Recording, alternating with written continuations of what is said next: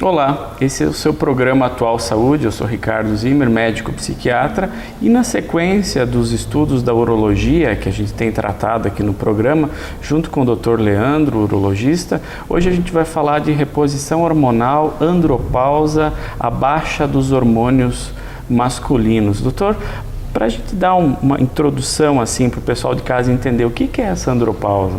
Assim, traçando um paralelo, seria mais ou menos uma comparação com a menopausa no sexo feminino. A partir de uma certa idade, é esperado que você comece a ter uma queda na produção, no caso do sexo masculino, de testosterona. E com isso começam a surgir vários sintomas que estão relacionados à deficiência da testosterona. Não seria a falta, digamos, a diminuição. Entendeu? Que na maioria das vezes o que a gente vê, ela está presente, porém, talvez numa taxa menor do que anos anteriores. Entende? É como se a glândula já, depois de uma certa idade, começasse a ter uma dificuldade maior de produção do hormônio começa a patinar, né? Não anda mais direito. Mais ou menos isso. Tá certo, então. A gente vai fazer agora um breve intervalo. Na sequência, a gente vai falar, então, dos sintomas da andropausa. Você, com certeza, vai conhecer alguém que já se queixou de alguma coisa parecida e não sabia que era a andropausa. Até daqui a pouco.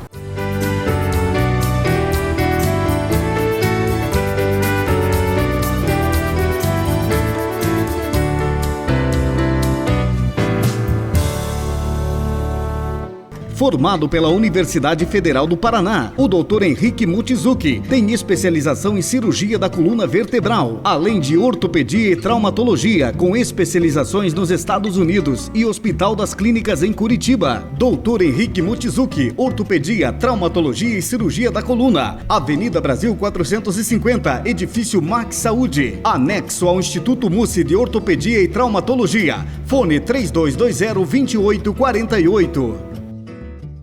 Doutora Laira Metzen-Zimmer, Clínica Geral e Medicina Estética, peeling químico e manipulado, cosmetria, botox, tratamento para rejuvenescimento, emagrecimento com orientação alimentar. Agende sua consulta. Fone 3224-1540. Doutora Laira Metzen-Zimmer, Avenida Brasil 530, primeiro andar, sala 3.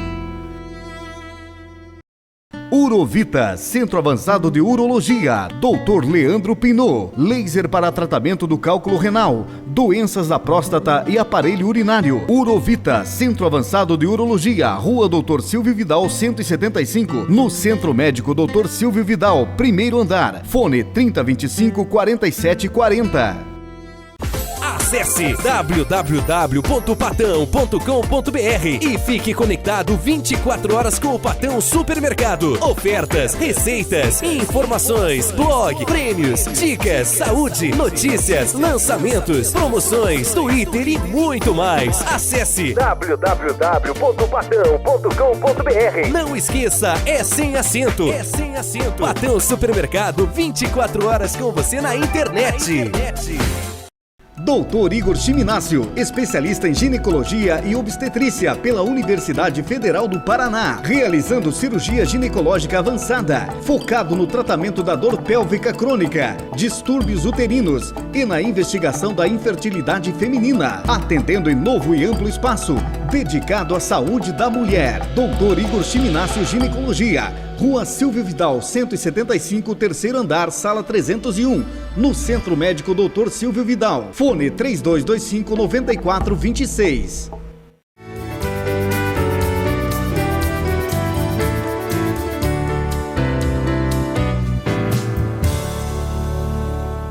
Esse é o seu Atual Saúde e hoje a gente conversa sobre a andropausa. Doutor Leandro, a gente contextualizou o que seria a andropausa, né?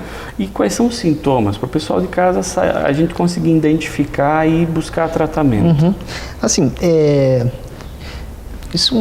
a questão da andropausa é uma coisa que vem sendo mais debatida, digamos assim, nos congressos e tudo.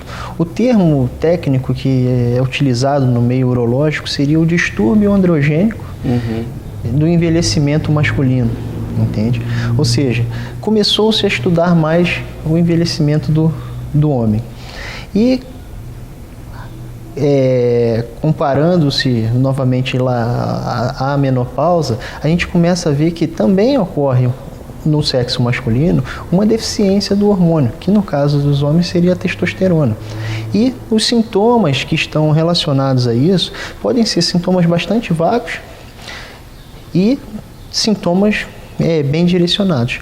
Talvez o sintoma mais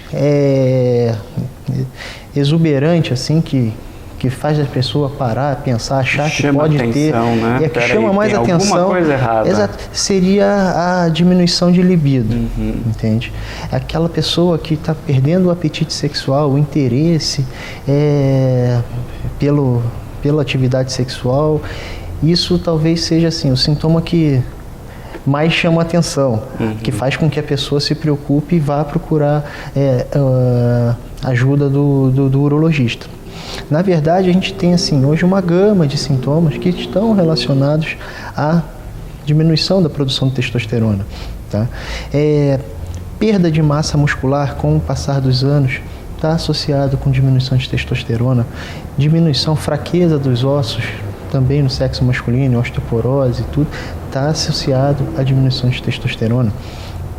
Correlacionado à sua área. Sim. Sintomas de depressão, às vezes, também estão correlacionados à diminuição da testosterona. E é uma depressão que a pessoa chega pelo desânimo, mas não tem a tristeza. A pessoa não tem, assim, até ela acha graça nas coisas, mas você vê que não, está faltando alguma...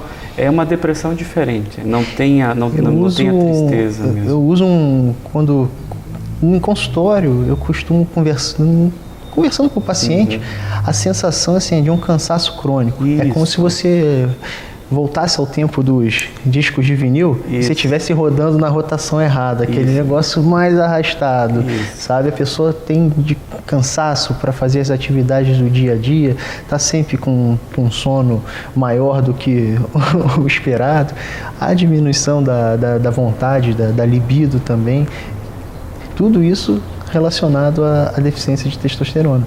E muitas vezes o paciente está até no teu consultório. Sim. E não no consultório de urologia. Por quê? Porque estou deprimido. Isso é uma coisa que está muito em foco hoje em dia. A depressão é um assunto debatido assim, com muita frequência na mídia e tudo mais.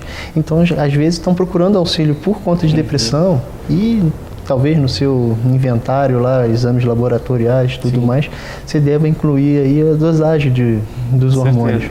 A depressão é um diagnóstico de exclusão, né? Primeiro você tem que ver se está tudo certo com a pessoa, aí se não tiver nada alterado, então é a depressão. Por isso que a gente tem que pedir uma gama de exames para investigar. É bem isso mesmo, está coberto de razão.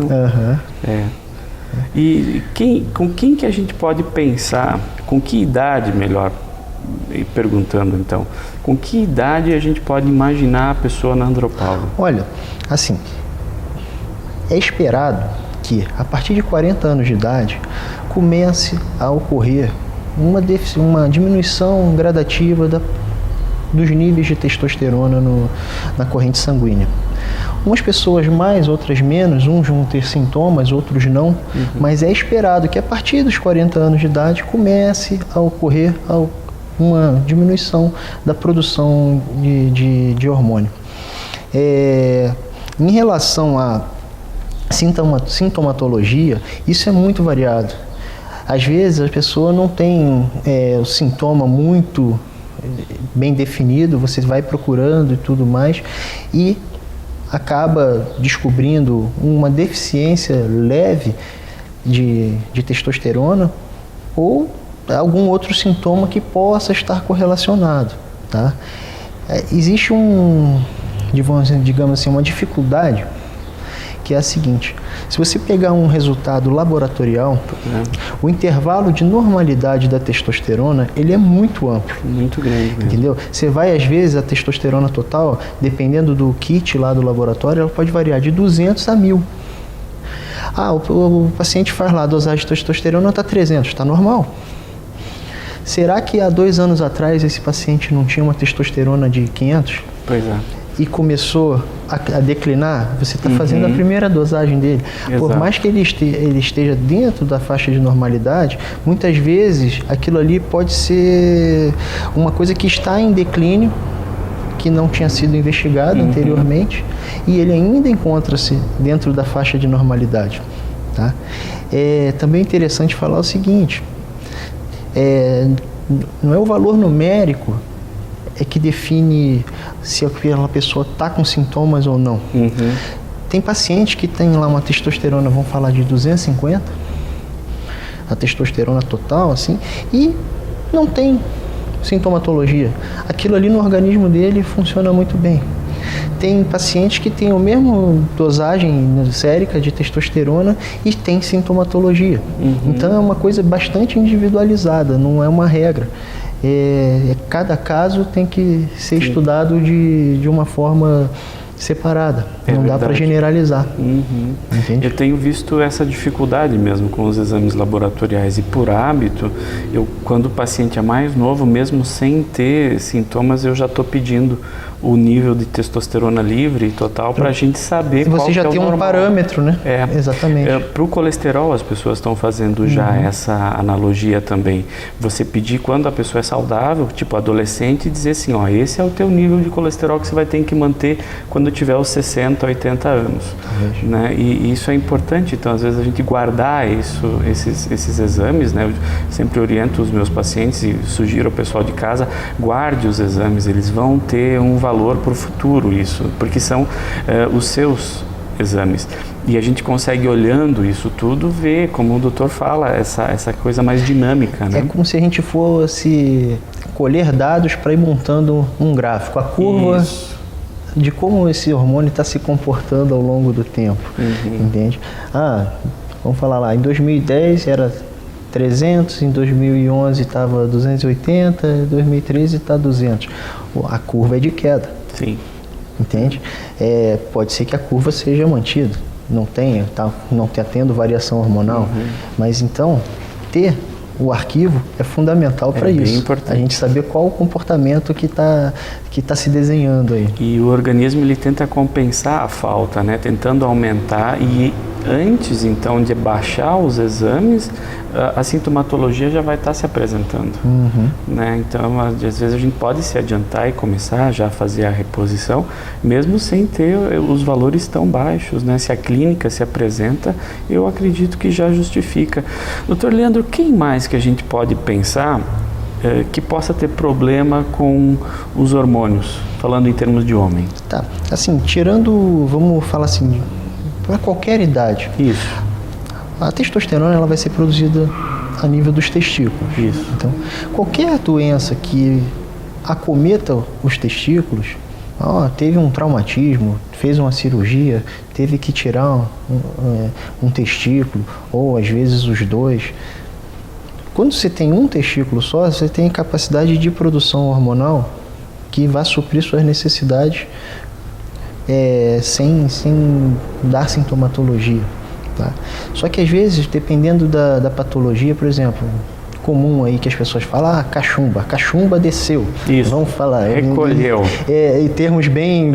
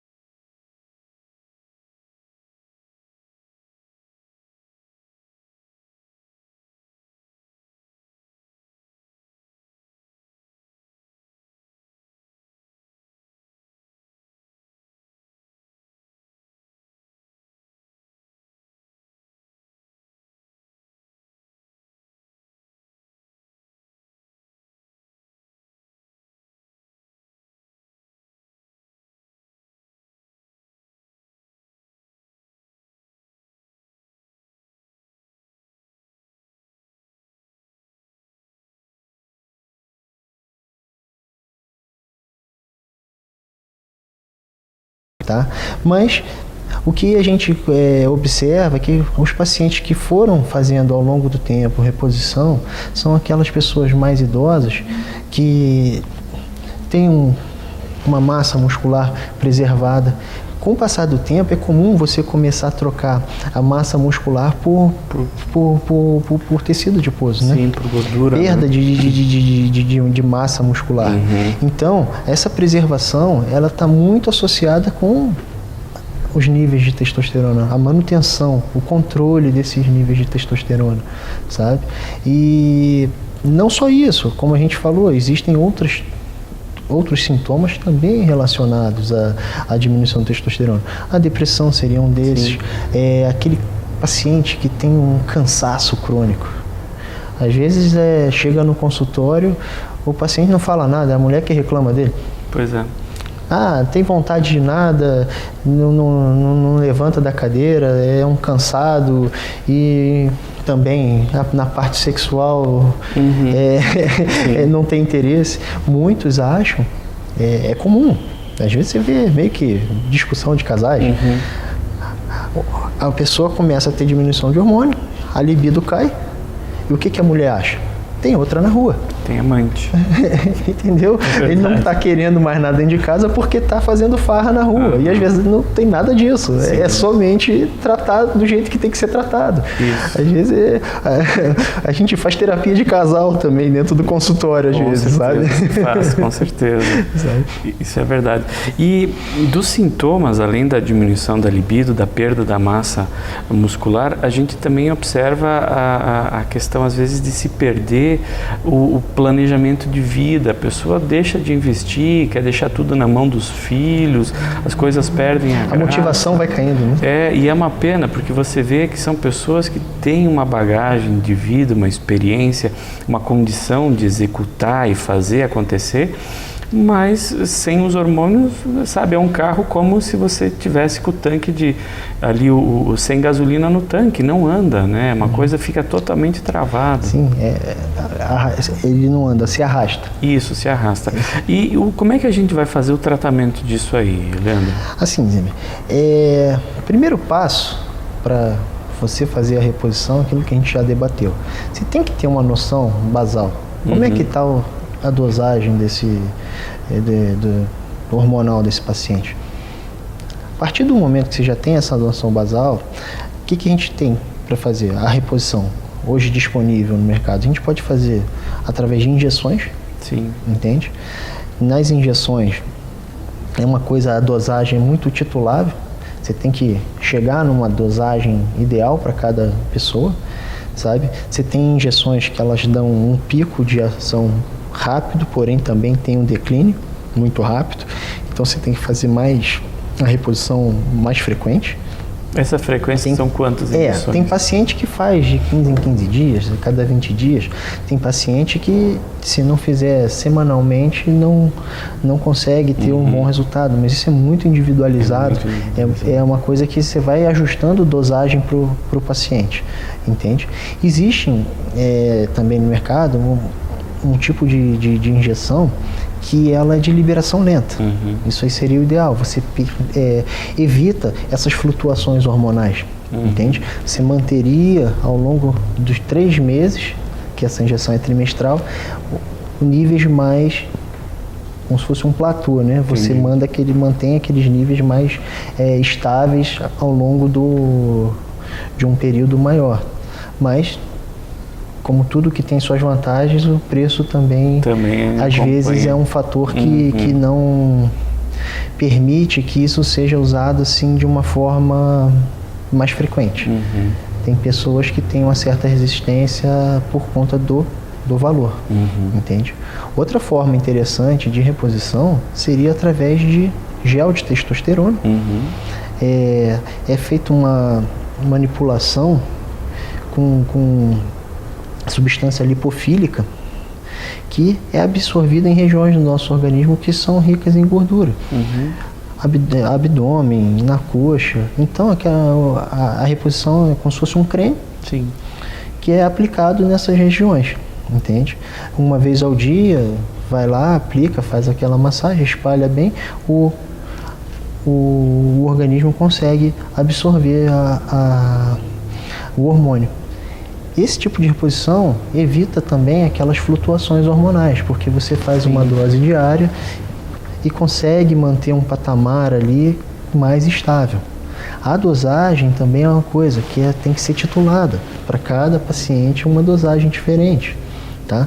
Porque não é que assim, às vezes vamos pensar, o paciente tem mais de uma patologia. Às vezes ele está desenvolvendo, por exemplo, uma disfunção erétil, diminuição de libido, mas assim, é um paciente hipertenso, diabético.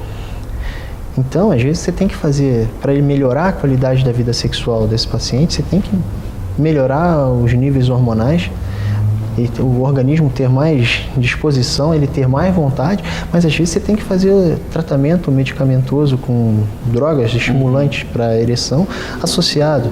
Então, em relação à diminuição de hormônio e relação sexual, às vezes a gente tem que fazer terapias combinadas para poder ajustar, atingir um equilíbrio, por várias patologias estarem associadas às vezes no mesmo paciente. É fato isso.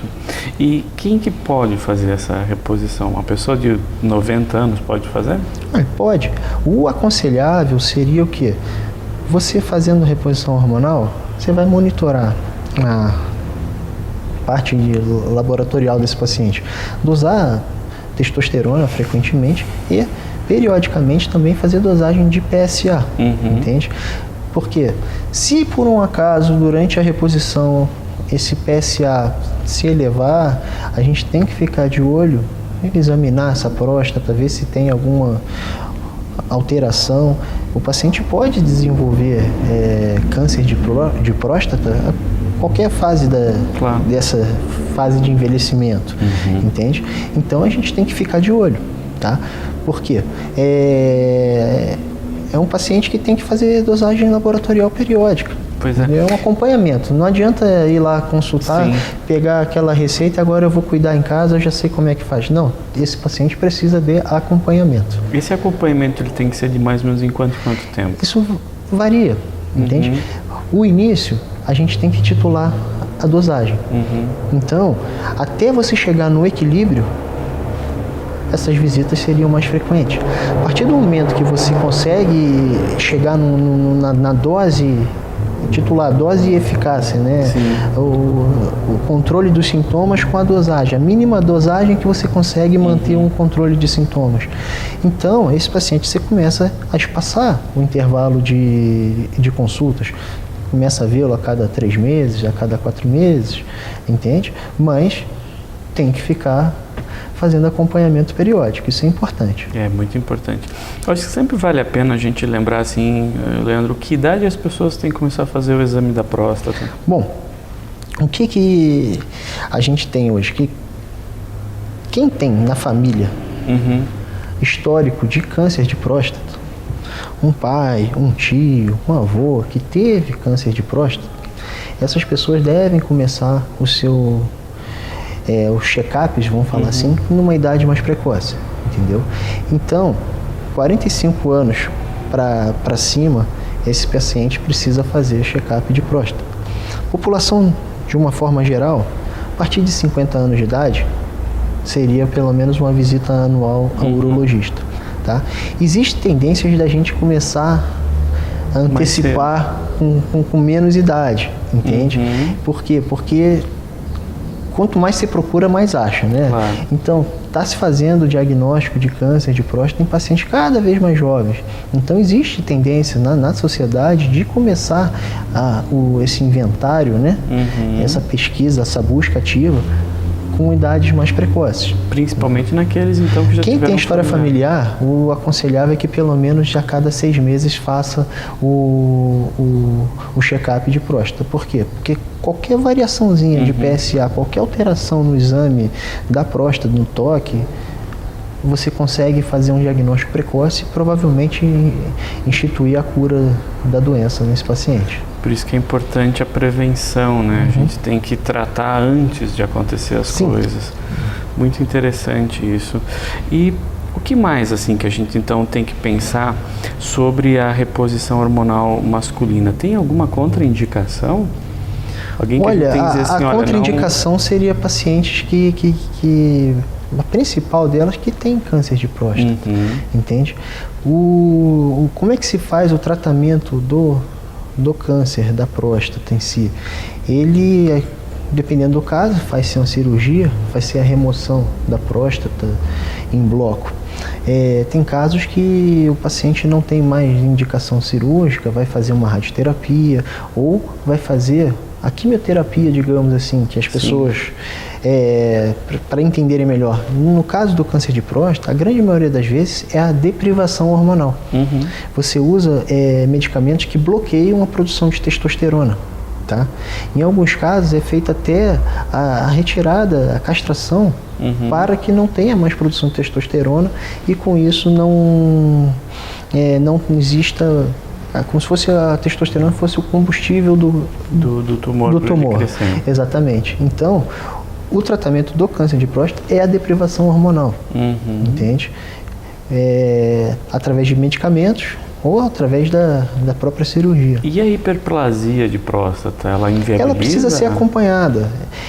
A hiperplasia também é uma situação semelhante. Existem pacientes que vão ter sintomas e existem pacientes que não vão ter sintomas.